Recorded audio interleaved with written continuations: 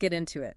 For this deep dive, we're looking at an economic analysis that, well, it really demands we get specific. It really does. Our sources are challenging these big, broad classifications we often hear, like people of color or BIPOC. Right, especially when we're talking about historical debt. The argument is we need something much, much tighter, a lineage-based framework. Exactly, which brings us to this key term, Foundational Black Americans, or FBA.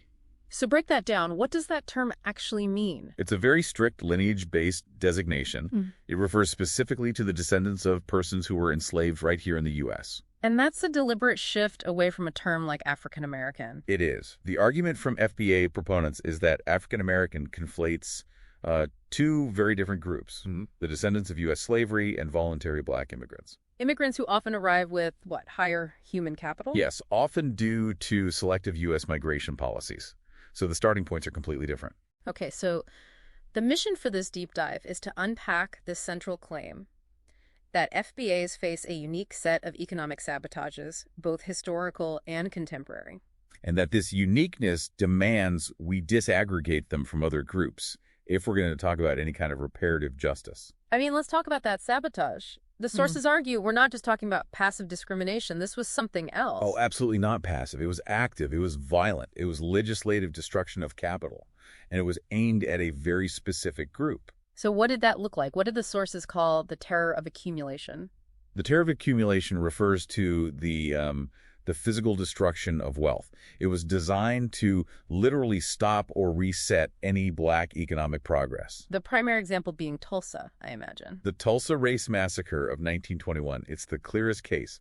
White rioters just destroyed over 1,200 homes. They wiped out more than $27 million in black property, and that's adjusted for inflation. That's economic terrorism. It's liquidating a community's capital. That's exactly what it was. And the crucial point is that immigrant groups who arrived after, say, 1965, they just didn't face that kind of threat. Entire economic districts being burned to the ground with the state basically looking the other way. So that's the physical destruction, but then came the legislative side, redlining, the GI Bill. Exactly, right after. From the 30s through the 60s, federal housing policy through the FHA explicitly redlined black neighborhoods.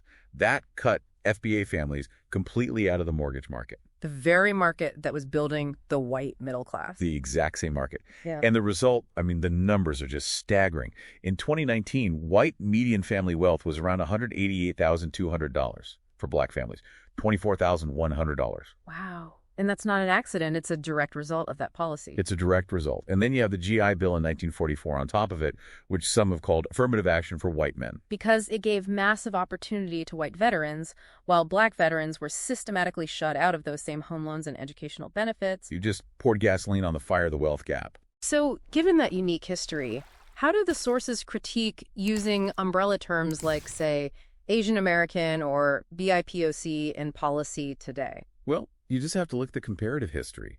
The Immigration Act of 1965 favored what you could call hyper-selected immigrants, especially from Asia, people who were arriving with PhDs, with engineering degrees. So a completely different starting line. Completely. They had a massive advantage over FBAs, who were starting from a place of systemic debt and state-sponsored sabotage.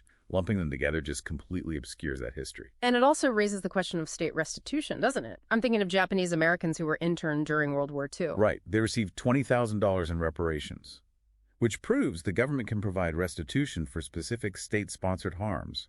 Yet the claim for 246 years of slavery and a century of Jim Crow for FBAs is denied. So the political critique here is that these broad omnibus terms, they dilute that very specific claim.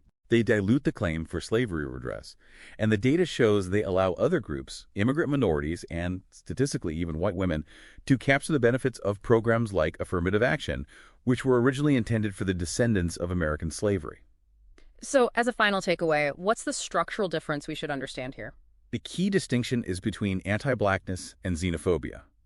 The sources argue anti-blackness is structural. It's a permanent lock at the bottom of the American social order. Whereas xenophobia is fear of the foreigner.